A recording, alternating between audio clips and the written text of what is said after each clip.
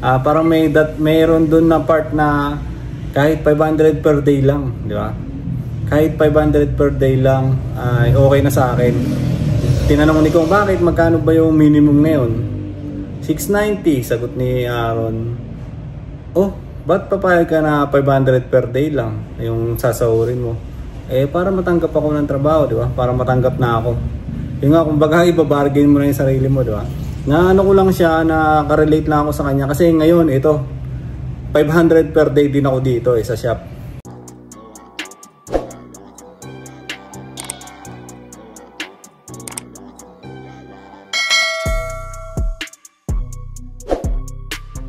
Yo mga tol, meron lang akong gustong i-share ngayon na kwentuhan dito sa video natin. So kahapon kasi meron ako napanood na vlog ni Idol Kong TV na ang title niya is Istasyon.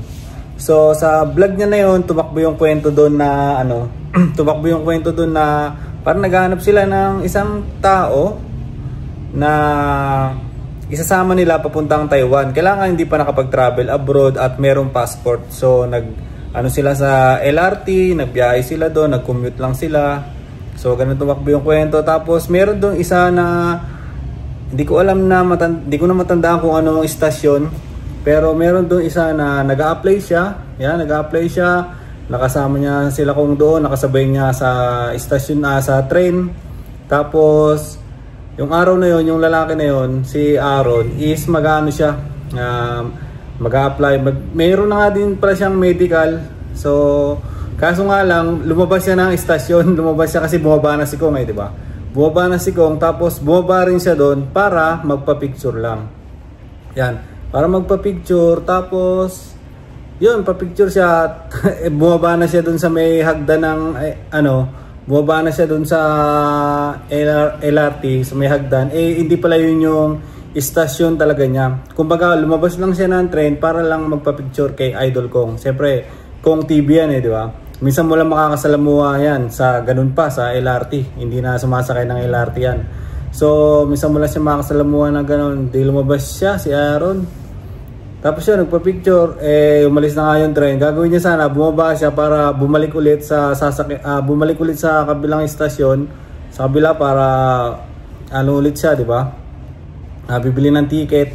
So yun, habang bababa si Kong, nakasalubong niya, ganito ganyan. Tapos nagkwentuhan sila, in-interview ni Kong. So yun, yung pala yung tao na yun, si Aaron, is nahihirapan mag-apply ng trabaho. So yan talaga yung reality natin di ba? Mahirap talaga mag-apply ng trabaho sa panahon ngayon dahil taon-taon napakaraming gumagraduate, di ba? Napakaraming gumagraduate. At hindi agad naman sila nakakapagtrabaho. So nahihirapan din kahit graduate, di ba? Nahihirapan din maghanap ng trabaho.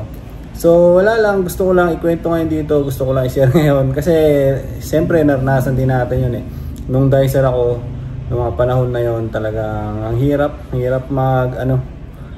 talaga. Ang hirap mag-apply. Tapos yun, ko lang na parang ko lang yung istorya na napakaganda lesson. Pinakita ni Kong doon yung reality sa panahon ngayon, di ba? Sa panahon ngayon. So, yun nga, nabigyan niya ng trabaho si Aaron. Aaron kasi yung pangalan ng lalaki na yun. Nabigyan niya ng trabaho. Tapos yun, hanggang ngayon nagtatrabaho pa rin. Hindi ko na matandaan kung ano yung restaurant na yun. Hindi ko na matandaan. So, ngayon, kasalukuyan nagtatrabaho siya. Sa akin naman, nga yun parang mayroon dun na part na kahit 500 per day lang, di ba? Kahit 500 per day lang ay okay na sa akin. Tinanong ni Kong, bakit magkano ba yung minimum ngayon? 690, sagot ni Aaron. Oh, ba't papayag ka na 500 per day lang yung sasahurin mo? Para matanggap ako ng trabaho, di ba? Para matanggap na ako. Yung nga, kumbaga ibabargain mo na yung sarili mo, di ba? Ko lang siya, nakarelate lang ako sa kanya kasi ngayon ito 500 per day din ako dito sa shop. Yan. Nagbabantay ako ng shop ng utol ko, 500 per day, di ba? So nakarelate ako sa kanya. Ako kasi nakarelate ako sa kanya kasi nga 500 per day din ako, di ba? So ako kasi ay parang nasa ano na ako eh. Nasa ano rin ako na pwede na to, di ba? Alam niyo yun, kasi rin ba ako? Parang katulad niya rin ako eh. Na okay na to kahit 500 per day, at least meron, di ba? Kasi malaking bagay na para sa akin itong 500 na papasok sa akin araw-araw, di ba? 15k na rin to, di ba? Monthly. Hindi ako nagde-day off. 15k na rin to. So, hindi mo pa ba ipagpapasalamat yun, di ba? Kumbaga, parehas lang kami ng parehas lang kami ng sagot sa estado ng buhay namin ngayon. Kaysa mag-a-apply pa ako sa iba, mahihirapan pa ako kung ano-ano pa requirements ang gagastusin ko, di ba? Kung ano-ano pang ipoprovide ko ng mga requirements. Tapos, basta, mahirapan pa ako mag-apply. Magbabiyahe pa ako ng malayo. Magbabiyahe pa ako kung saan-saan para mag-apply. So, sa akin, kasi itong shop na to ay malapit lang sa bahay na tinitirahan ko. So, 500 per day is okay na sa akin. Okay na sa akin ang may 9 to 5. Ang tanong na lang ngayon, kung ano yung ginagawa mo pagkatapos ng day job mo, di ba? Yun na lang yung, doon na lang tayo magbabase ngayon. Ano ba yung ginagawa mo pagkatapos ng day job mo na sumasahod ka dyan ng 500 per day? So, yun, kaya ito nga, di ba, yung vlogging natin. Isa ito sa ginagawa ko ngayon eh. Vlogging. Alam naman natin na pag umokay yung channel mo is meron kang revenue na makukuha dito, di ba? So, isa ito sa ginagawa ko pagka uwi ko, di ba? Pagpasok ako, nagbi-video ako niyan. Kung ano yung ginawa ko sa maghapon, video lang ako. Tapos pagdating ng gabi, pag uwi ko, yun, ini-edit ko na siya. Minsan, umabot pa ako ng alas 2 eh. Umabot pa ako ng alas 2 sa pag-edit. Kasi parang may gusto akong gawin minsan na pinag-aaralan. So, umabot ako ng mga ganun. Sa pag uwi ko, hindi rin naman agad cellphone yung hahawakan ko eh, di ba? Kailangan ko pa mag-report kay baby. Kwento-kwentuhan muna kami yung nangyari sa maghapon namin. Kasi si baby nga is nasa Taiwan, nasa abroad siya. So, kwento-kwentuhan muna kami kung ano yung mga nangyari sa amin ngayong araw. Ganun lang. Normal na ano lang, kwentuhan. Tapos yun, maya-maya, maliligo ako, mag-edit ako ng vlog. So, yun, isa to sa ginagawa ko pagkatapos ko ng day job. Kasi iniisip ko, pinapangarap ko na makasahod din ako dito, di ba? Makasahod din ako dito at itong sasahurin ko na to ay malaking bagay, di ba? Malaking bagay para sa atin. Pinaghihirapan ko rin naman yung mga video ko eh. Kahit pa paano, wala man ako mga value na mailagay dito. Pero, yun nga, isa rin yun sa mga memories ko, di ba? Isa rin yan sa mga memories ko. Nung kasama ko yung mga anak ko, pumunta kami ng sementeryo, nag-birthday yung kapatid ko, nag-video rin ako doon, lumabas kami, di ba? Kumbaga, ano rin siya, meron akong memories na ginagawa. At the same time, yung mga ginagawa ko na yun ay pwede siya ma-monetize. So, iniisip ko nga, di ba? Kung sakali rin, kung papala rin tayo, ay mapamonetize natin itong channel natin. So, isa ito sa ginagawa ko kahit na meron akong day job. Siyempre, susubok din tayo ng iba, di ba? Kung habang buhay akong aasa sa 500 per day ko, ay baka walang mangyari sa akin, di ba? Hindi naman sa ginajudge ko yun, yung ganon, na aasa ka lang talaga sa day job mo o sa income mo sa pagtatrabaho. Wala namang masama doon. Pero, syempre, meron pa tayong bakanting oras eh, di ba? Meron pa tayong bakanting oras, meron pa tayong pwedeng subukan na ibang bagay. So, yun lang yung gusto kong i-share dito sa video ko ngayon. Kasi yun nga, ako personal, yan yung ginagawa ko eh. Meron akong day job ngayon, nag-apply ako sa South Korea. Nag-aantay ako ng employer. Kasalukuyan meron akong day job at ginagawa ko tinatrabaho ko tong YouTube channel natin para kahit pa paano, di ba? Meron connect pa rin yan eh. Meron connect para ang ano ko na yon, ang gusto kong sabihin na yon is meron akong ginagawa, meron akong sinusubukang ibang bagay para kahit pa paano mabago ko yung takbo ng buhay ko, di ba? Mabago ko yung takbo ng buhay ko. sabihin na natin maging successful din tayo, di ba? Hindi pa naman tayo successful eh. Ako, hindi pa naman tayo successful. Ako kasi sinusubukan ko lang din yung mga bagay-bagay. Nandito pa lang din ako sa point na gusto ko rin, di ba? Gusto ko rin dahil matanda na ako, 33 years old na ako. Gusto ko rin na may magbago sa buhay ko. Kaya nga, nag-aaral ako ng Korean language kahit napakahina ako o hindi naman sobrang hina. Kahit natamad ko mag-aral ay pinilit kong mag-aral ng Korean language para makapasa ako doon sa South Korea, para makapunta ako ng South Korea, para makasahod ako ng malaki, para kahit paano makapag-ipon ako, di ba? Makapag-ipon ako, makapag-umpisa ako ng sarili kong negosyo, mai-build ko yung sariling akin, di ba? Sa pamamagitan ng pagsusumikap ko, sa pamamagitan ng pagtatrabaho ko, di ba? Ganun.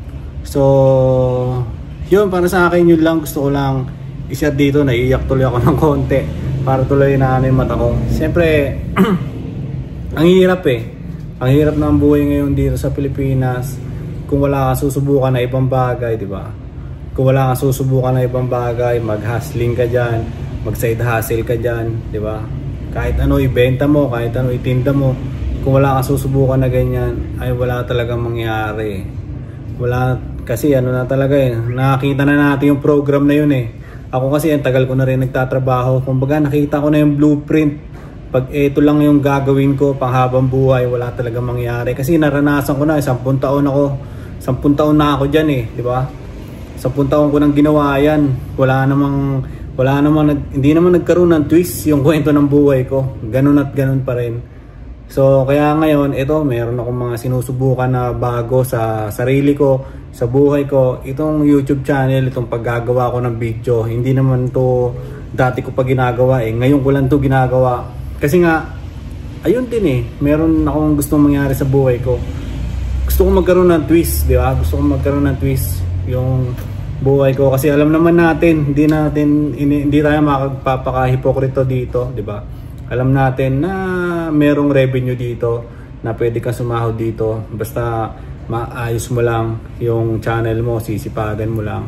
So yun, kita nyo naman, hindi naman ako nag-upload ng ibang tao dito eh. Panay ako lang naman, istorya lang ng buhay ko, kung ano lang ginagawa ko. Ganun lang. So yun mga tol, yun lang yung gusto kong i-share. Yun lang yung gusto kong i-share sa atin. Meron pa malalim na kwento doon. Kasi yun nga, na parang second chance din ng tao na yun eh. Second chance din yung tao na yun na magbago. Kasi nga, dati daw siya nakulong. So, okay lang naman siguro sabihin natin yan kasi nandun naman yung sa mismong vlog eh. Dati daw siya nakulong, so kaya nahihirapan siyang mag-ano. Pero may release paper naman daw siya, kaya siguro nahihirapan din siya mag-apply. Pero dahil sa tulong ni Idol Kong ay nabigyan siya ng trabaho. So yun, kung meron nga tayong trabaho ngayon, magpasalamat tayo, di ba? Kasi meron tayong siguradong kakainin. So meron tayong siguradong kakainin kasi naghahanap buhay tayo, meron tayong kinikita. Kahit mahal ng mga bilihin ngayon, ang mahalaga dyan matagusan natin, di ba? Matagusan natin. Tapos meron tayong mga subukan na ibang bagay. Ganun na talaga ngayon eh. Hindi na tayo pwedeng umasa. Sa panahon ngayon hindi na tayo pwedeng umasa sa isang income lang. Kasi ako bilang 33 years old na ako, naranasan ko na eh. Naranasan ko na yung aasa lang ako sa isang sahod lang. Ay sa isang income lang. Yung tipo na hindi ka pa nakakasahod dahil sir ako noon, kinsenas katapusan yung sweldo. Yung adjust pa lang, wala ka ng pera, wala ka ng pamasahe, wala ka ng pangkain. Kailangan mo na mangutang ngayon sa mga kakilala mo para makatagos ka hanggang kinsenas. Ngayon, pag sahod na naman ng kinsenas, papasok ka na naman yan hanggang katapusan. So, wala pang katapusan na naman, ubos na naman yung pera mo, ganun na naman ang mangyari, iiram ka na naman, manghihiram ka na naman ng pera para makatagos ka na naman hanggang sa sahuran. Ganun lang ng ganun, paulit-ulit lang, di ba? Isipin mo kung tinuloy-tuloy yun, di ba? Kung itutuloy-tuloy mo yun, parang nagiging break-even ka lang, yung pagod mo, di ba? Yung pagod mo, lumilipas yung panahon, nasasayang yung oras. Diba? Nasayang yung oras. 10 taon ako dyan, mahigit pa 10 taon yung ginugol ko dyan. 33 years old na ako ngayon. kita nyo yung naging resulta, di ba? Kita nyo yung naging resulta. So meron din ako mga pagkakamali naman nagawa dati, pero yon konti-konti nating tinatama. Pagkakamali hindi sa batas pagkakamali sa sarili ko, sa financial ko. Gawa na nag-abroad din nga kasi ako, di ba? Sa financial ko, mga pagkakamali, mga pinasukan kong business na hindi umokay. So para sa akin lahat yon tuition fee. Kaya ngayon, panibagong ako naman, sinisimulan ko, di ba? Panibagong ako, sinisimulan ko, inaayos ko yung estado ng buhay ko. So, yun lang mga tol. Tuloy-tuloy tayo sa pag-grind natin, magpapasko na ngayon. Huwag tayong papayag na hindi tayo maaambunan, di ba, ng kahit kukonti ng pera ng mga may pera, di ba? Maraming taong may pera ngayon. Huwag mong hayaan na hindi ka makakurot sa pera nila. Paano kung hindi makakurot sa pera nila? Magtinda ka ng kahit ano dyan, di ba? Magpapasko ngayon, magtinda ka ng damit-damit dyan, magtinda ka ng sapatos dyan, magtinda ka ng pabango. Kung ano yung trip mong itinda mo para makakurot ka sa pera nila, di ba? Maliit na tubo lang, at least kahit paano may pumasok, natuto tayo, di ba? So ako, meron ako mga ginagawa na commission base, saka ako na lang yung mga sasabihin yung mga yan sa mga darating na susunod na mga vlog natin. So ngayon, gusto ko lang sabihin na good luck sa atin lahat. Diba? Tuloy-tuloy tayo. Ayusin natin yung sarili natin. Ako, yun yung gusto kong sabihin para sa sarili ko. Gusto kong maging matagumpay kahit papaano, diba? So yun lang mga tol, hanggang dito na lang yung vlog ko ngayon. Nagkwento lang ako ng konti. Gusto ko lang magkwento Gusto ko lang magkwento ngayon. Nasa mood lang ako. So yun. Sana kahit papaano natapik din kita. Hanggang dito na lang tong vlog-vlogan natin. Para sa ngayong araw pangalawa ng beses na vlog ko na to Nag-edit na ako kanina, nakano na ako. Pucha, hindi na naman ako makapag-outro. So yun lang mga tol, hanggang dito na lang to. Bye bye!